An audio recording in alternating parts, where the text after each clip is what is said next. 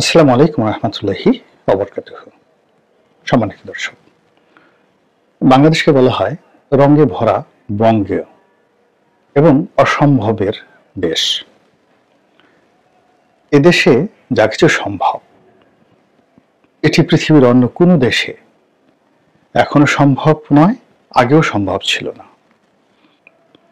এদেশে এমন সব আশ্চর্য ঘটনা ঘটে, ভীষণ রকম আশ্চর্য ঘটনা। দিল্লির কোনো এক সম্রাট বাংলাদেশে এসেছেন, এসে দেখলেন জোয়ারের সময় এলেন, দেখলেন যে পানিতে থই থই করছে খাল বিল সবকিছু। আবার ভাটার সময় তিনি দেখলেন মাত্র 6 ঘন্টার ব্যবধানে কোনো পানি নেই, চারিদিকে শুধু কাদা আর কাদা। ভীষণ রকম ভয় পেয়ে গেলেন। এ অদ্ভুত জাতি, এ এক অদ্ভুত দেশ, এক অদ্ভুত মাটি, এখানে যুদ্ধ করা সম্ভব নয়।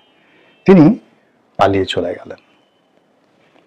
এরপর আরেক সম্রাট, দিল্লির সম্রাট বাংলায় এলেন এবং বাংলায় এসে তিনি বাংলার ইলিশ মাছের প্রেমে পড়ে গেলেন।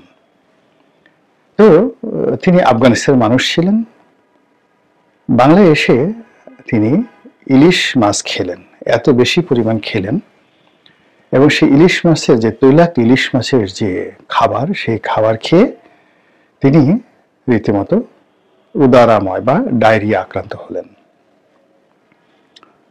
এবং পরবর্তীকালে দেখা গেল যে তিনি মারাই গেলেন। বেগুন নিয়ে আরো অনেক সুন্দর সুন্দর ইতিহাস আছে বাংলার, যে তরকারি বেগুন।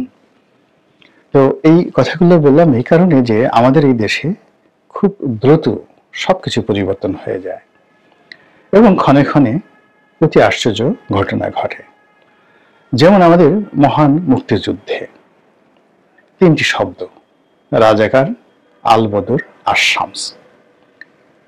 এই মুক্তিযুদ্ধের পুরো সময়টিতে এই 3টি শব্দ 7.5 কোটি বাঙালির মনে যে আতঙ্ক, ভয় সৃষ্টি করেছিল, অমন ভয় আমরা হাজার বছরে কখনো পাইনি। ওই লোকটি রাজাকার বা এই গ্রামে রাজাকার এসেছে, ওই লোকটি আশামস বা ও আশামসের দুলা ভাই শ্যালক, কিংবা ওই লোকটি বদর বাহিনীর সদস্য। ঠিক এতটুকুই যথেষ্ট ছিল। মুহূর্তের মধ্যে বাঙালি ভয়ে কাপড় চোপড় নষ্ট করে ফেলত। পরবর্তীতে অর্থাৎ ভয়টা এই 9 মাসে আলবদর, আশামস এবং রাজাকারকে নিয়ে এত বেশি হয়েছে, ভয়ের কারণে আসলে ঘৃণা করার সময় বাঙালি পায়নি। এবং বিষয়টা কেমন আমি আপনাকে বলি। যেমন ধরুন একটা গোখরা সাপ আপনার সামনে এসেছে, তো সাপকে দেখলে আপনার ঘিন ঘিন করবে সারা শরীর। সাপের যে লালা দেখতে বিশ্রী লাগবে, গায়ের রং, পোশাক আশাক, মানে ওই সাপের যে খোলস থাকে, এটাকে পোশাক বলছি, সবকিছু দেখলে আপনার রুচি হবে না, কোনো কিছু রুচি হবে না, ভাত খাওয়ার রুচি হবে না।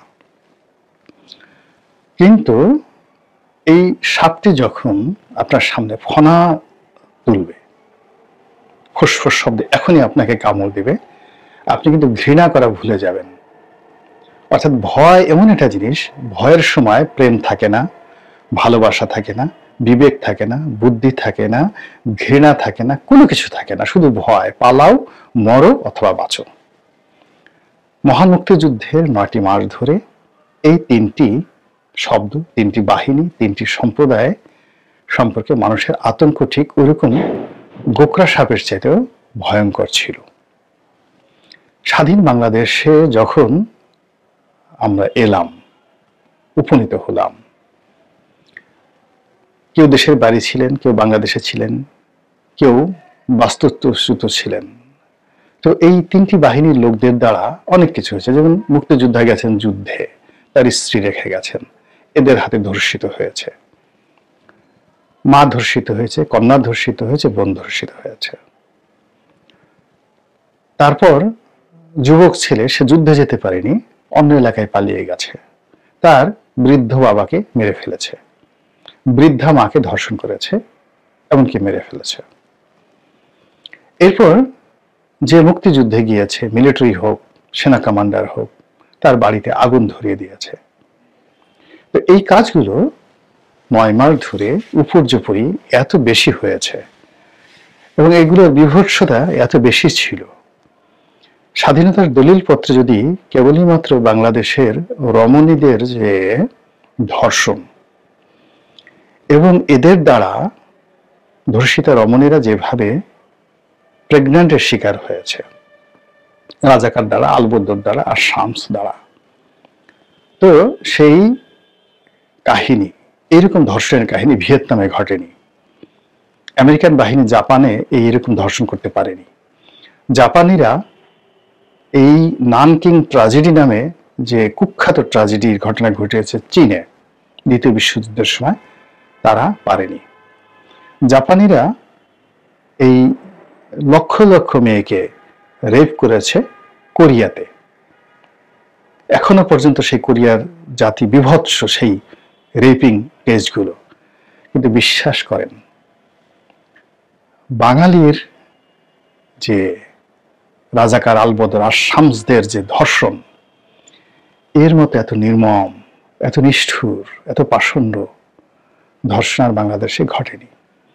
শিশু সন্তানকে নিয়ে মা যাচ্ছে, কোলে শিশু সন্তান 2 মাসের, মায়ের সামনে কোল থেকে নিয়ে একটা আছাড় দিয়ে শিশু সন্তানকে মেরে ফেলা হয়েছে। তারপরে সেই রমণীকে ধর্ষণ করা হয়েছে, ধর্ষণ করে আবার তাকে ক্যাম্পে নিয়ে যাওয়া হয়েছে। নিজে ধর্ষণ করেছে, আবার পাকিস্তানি আর্মিদের হাতে তুলে দিয়েছে। দিনের পর দিন ধর্ষণ করতে করতে সেই মহিলা মারা গেছে। এদের সংখ্যা হাজার হাজার। হাড্ডিসার রমণী, সারা শরীরে কিচ্ছু নেই, শুধু হাড্ডি আর হাড্ডি। ছবিগুলো দেখবেন, শিল্পাচার্য জয়নুল আবেদিন থেকে শুরু করে, পটুয়া কামরুল হাসান থেকে শুরু করে, এমনকি মানে একেবারে স্টিল সিনেমা যেগুলো, চলচ্চিত্র, তারপরে শেষে আপনার ফটোগ্রাফি, স্টিল ফটোগ্রাফিতে যে ছবিগুলো আসছে, সেই ছবিতে ধর্ষিতা রমণীর যে কাহিনী, এই কাহিনী আমি কোথাও পাইনি। এরকম নিষ্ঠুর ধর্ষণ আয়ামে জাহিলিয়াতের যুগে হয়নি। তো এই সকল নির্মম এবং নিষ্ঠুর ঘটনা, স্বামী তার চোখের সামনে যখন স্ত্রীকে, পিতা যখন চোখের সামনে কন্যাকে ধর্ষণ করতে দেখেছে এবং সেই নির্মমতা দেখে সে ভুলে গেছে ঘৃণা করতে। মৃত্যুর ভয়ে, মরার ভয়ে সে এতটা আতঙ্কগ্রস্ত ছিল। এরকম লক্ষ লক্ষ ঘটনা 9 মাসে বাংলাদেশে ঘটেছে এই রাজাকার আলবদর আর শামসদের দ্বারা। তো যেটা বলছিলাম, সেই রঙে ভরা বঙ্গ, সেই বঙ্গে এসে আমরা হঠাৎ করে স্লোগান তুললাম, তুমি কে আমি কে, রাজাকার রাজাকার। এবং আমরা সবাই হাততালি দিলাম যে একটা উচিত জবাব দেওয়া হয়েছে শেখ হাসিনাকে। শেখ হাসিনার মতো একটা স্বৈরাচারী মহিলা, তারপর একটা অত্যাচারী শাসক, তাকে অপমান করার জন্য আমরা সবাই নিজেদেরকে যে রাজাকার পরিচয় দিচ্ছি এবং প্রকারান্তে নিজেরা রাজাকার, তুমি কি আমি কে রাজাকার বলে মূলত শেখ হাসিনাকে রাজাকার বলার চেষ্টা করেছি। এবং এই যে বাঙালির রঙ্গ এবং বাঙালির হঠাৎ পরিবর্তন হওয়া, এটি নিয়ে আগামী দিনে অনেক কিছু লেখা হবে, প্রচুর লেখা হবে।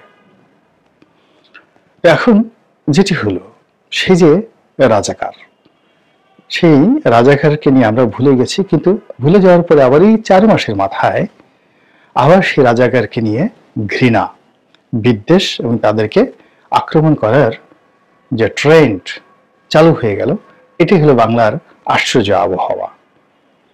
আপনি 50 বছর ধরে তাদেরকে ঘৃণা করলেন, আর মাত্র 5 দিনের মধ্যে রাগ হয়ে বললেন যে আমি রাজাকার। এই গেল একটা পার্ট। আবার 4 মাসের মাথায় বললেন তুই রাজাকার, তুই রাজাকার।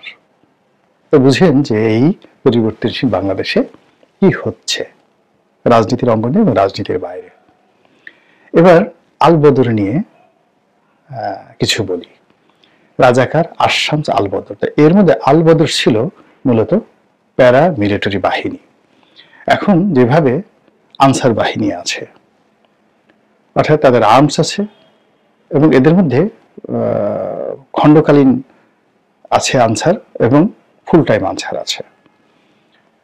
তো মুক্তিযুদ্ধের সময় পাকিস্তানি সেনাবাহিনী এই আল রাজাকার আর শামস, মানে তারা যে সকল লোকজন ছিল বিশ্বস্ত, তাদের মধ্যে সবচেয়ে চৌকুশ, মানে তৃতীয় গ্রেডের যারা বদমাস তাদেরকে ধরেন রাজাকার বানালো, দ্বিতীয় গ্রেডের যারা বদমাস তাদেরকে বানালো আর শামস, আর চূড়ান্ত গ্রেডের একদম টপ লেভেল প্রিমিয়াম কোয়ালিটির বদমাস তাদেরকে তারা সরাসরি মিলিটারির অংশ করে নিল, প্যারামিলিটারি হিসেবে। এরা হলো আল বদর বাহিনী।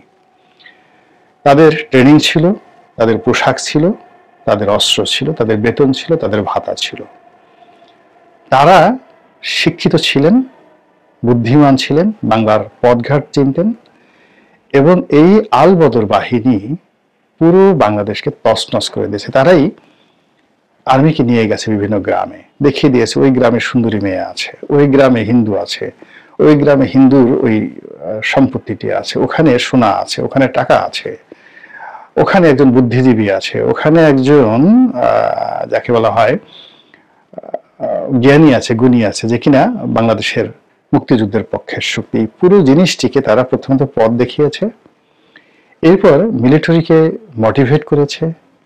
পুরো মিলিটারির যে ইন্টেলিজেন্স সিস্টেম আছে, এই গোয়েন্দার যে লোকাল এজেন্ট রূপে তারা কাজ করেছে, এবং একই সঙ্গে ফ্রন্টিয়ার যোদ্ধা হিসেবে, যেমন এক জায়গাতে এক প্লাটুন শূন্য গেল পাকিস্তান সেনাবাহিনী, তো শূন্যরে গিয়ে সরাসরি যাওয়ার আগে তারা তাদের যে অগ্রগামী ট্রুপটি পাঠাতো সেটা আল বদর বাহিনী। তো আল বদর বাহিনী প্রথমে যাইতো, রেকি করতো, প্রাথমিক যুদ্ধ করতো, গ্রিন সিগন্যাল দিতে, এরপর মূল বাহিনী যেত। তো বুঝতে পারছেন যে সেই আল বদর বাহিনী কি ছিল ওই সময়টাতে, কারা আল বদর ছিল, এবং তাদের প্রতি আমাদের দায়িত্ব কি, কর্তব্য কি। তো এই আল বদরের যে স্রষ্টা সেটা কি, পাকিস্তান সেনাবাহিনী। এই আল বদর নামক যে বাহিনীটি, যেটি পুরো বাংলাদেশের মানচিত্রকে তছনছ করে দিয়েছে, খাবলে খাবলে খেয়ে ফেলেছে, সেই দেশটি হলো পাকিস্তান। সময়ের বিবর্তনে আমরা এখন বলছি চলো চলো পাকিস্তান চলো, মানে চলো চলো আল বদরের আস্তানায় চলো। আলটিমেটলি যাওয়া হবে না, সম্ভব নয়, কেন বাঙালির রক্তের রন্ধে রন্ধে, কোষে কোষে, ডিএনএর প্রতিটি জায়গাতে ক্রোমোজোম যেটা বংশগতি নির্ধারণ করে, সেখানে আল বদরের বেয়োনেট, আল বদরের অত্যাচার, জুলুম, নির্যাতন, ওটা এমনভাবে বাসা বেঁধেছে যে কিয়ামত পর্যন্ত, এই বাঙালি কিয়ামত পর্যন্ত নয়, কিয়ামতের পর হাসরে, নসরে, মিজানে, পলসিরাতে, আল্লাহর দরবারে, সব জায়গাতে আল বদর বলা মাত্রই বলবে আল্লাহ বিচার চাই, আল্লাহ বিচার চাই, এদের বিচার চাই, এদের বংশধরদের বিচার চাই, এদের স্রষ্টাদের বিচার চাই, এদের যারা সৃষ্টি করেছে তাদের বিচার চাই। এটা ডিএনএর সঙ্গে মিশে গেছে। ফলে রাজাকার নিয়ে যেমন তুমি আমি রাজাকার, এটা যেমন এখন চেঞ্জ হয়ে গেছে, চলো চলো আল বদরের আস্তানায় চলো, এই যে নতুন জিকির শুরু হয়েছে, ফিকির শুরু হয়েছে। জিকির অর্থ স্মরণ করা, আর ফিকির অর্থ খোঁজ করা। এই জিনিসটা শুরু হয়ে গেছে, এটাও বেশি দিন থাকবে না। বাঙালি তার আপন সত্তা, এই দেশের ইতিহাস মুক্তিযুদ্ধকে কেন্দ্র করে, এই দেশের ইতিহাস জাতীয়তাবাদকে কেন্দ্র করে, মাটির মমতা নির্মম। এখানে যারা এসেছে প্রেমে পড়ে গেছে। দিল্লি থেকে শাহজাদা বোখরা খান এসেছেন, সুলতান গিয়াসউদ্দিন বলবনের বড় সন্তান। তো তাকে বলা হলো যে তুমি বাংলা ছেড়ে আসো এবং দিল্লির মসনদ তুমি গ্রহণ করো, যুবরাজ হও। তিনি বাংলা ছেড়ে যাননি। পিতা যখন খুব কঠিন হলেন তখন তিনি পিতার বিরুদ্ধে যুদ্ধ করলেন, কিন্তু বাংলা ছেড়ে তিনি যাননি। এ বাংলা অনেক প্রেম। এখান থেকে যারা এসেছে, আলিবর্দী এসেছে, সিরাজউদ্দৌলা এসেছে, মুর্শিদকুলি এসেছে, তো আলিবর্দী মুর্শিদকুলি খান এসেছে এই নরেন্দ্র মোদীর দেশ, এখান থেকে একজন হিন্দু মারোয়ারি ব্যবসায়ী। এ বাংলা ছেড়ে যায়নি, এ বাংলাতে তারা মরেছে। তো এই বাংলার প্রেম বড় নির্মম। এখানে সে ইশাখা কোথা থেকে? উত্তর ভারত থেকে শাখা এসেছে, মোশাখা এসেছে। এসে এই বাংলার প্রেমে পড়ে সে ভুলে গেছে তার সবকিছু। সে সম্রাট আকবরের বিরুদ্ধে যুদ্ধ ঘোষণা করে বসেছে। এই হলো বাংলার মাটির মায়া এবং মমতা।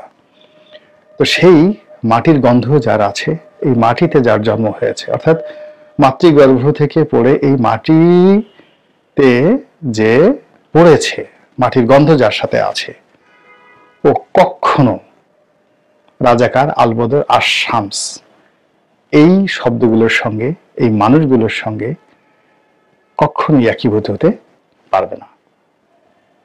এটাই ইতিহাসের শিক্ষা। আল্লাহ আমাদের সবাইকে হেদায়েত দান করুন, হেফাজত করুন। আসসালামু আলাইকুম ওয়া রাহমাতুল্লাহি ওয়া বারাকাতুহু।